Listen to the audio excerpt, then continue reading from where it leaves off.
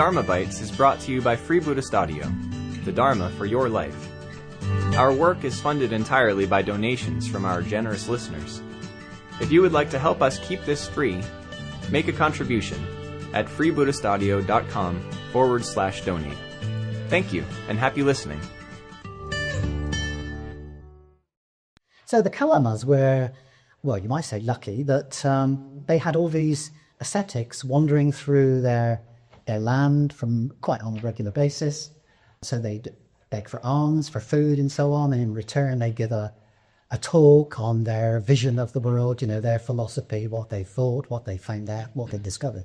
And the problem with this was that the Kalamas found that on one week one guy might turn up and he might give a talk and he might say something like, yes, you must be very ethical, you must treat all your brothers and sisters with great kindness, because then you would accumulate merit, and then when you die you would be reincarnated, and you have a good reincarnation. You might be reincarnated to be somebody very wealthy or very happy, or like in the gold realm or something like this. And over time you might become one who's great. And then a week later somebody else might turn up and they might say something very contradictory. They might say, no, all we have is the material world. There's no life after death or anything, goals or anything like that. So just worry about yourself. Don't worry about other people, because you might just as well enjoy yourself on an evening. So, and all sort of shades of philosophy in between these extremes. And so the Kalamas would get a bit confused by this. They wouldn't know what to believe. Who do you believe? So when the Buddha turned up in the land of the Kalamas, they cut this to it. Who are we supposed to believe? One week somebody turns up, tells us this. Another week somebody else turns up, tells us that. How are you supposed to know? So the Buddha replied, of course you are uncertain, Kalamas. Of course you are in doubt. When there are reasons for doubt, uncertainty is born. So in this case, Kalamas, don't go by reports, by legends, by traditions, by scripture, by logical conjecture, by inference, by analogies, by agreement from pondering views, by probability, or by the thought, this contemplative is our teacher.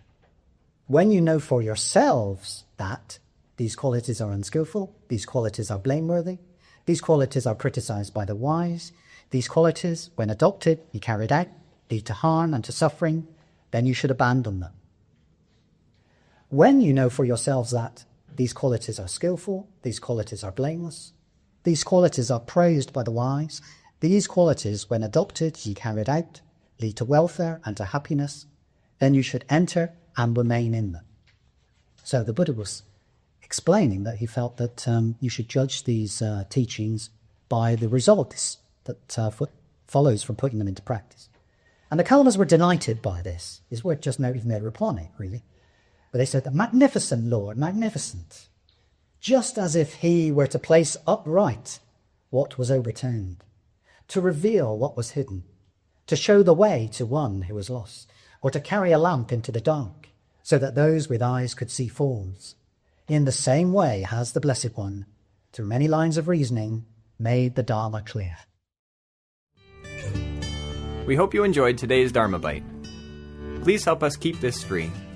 Make a contribution at freebuddhistaudio.com/donate. And thank you.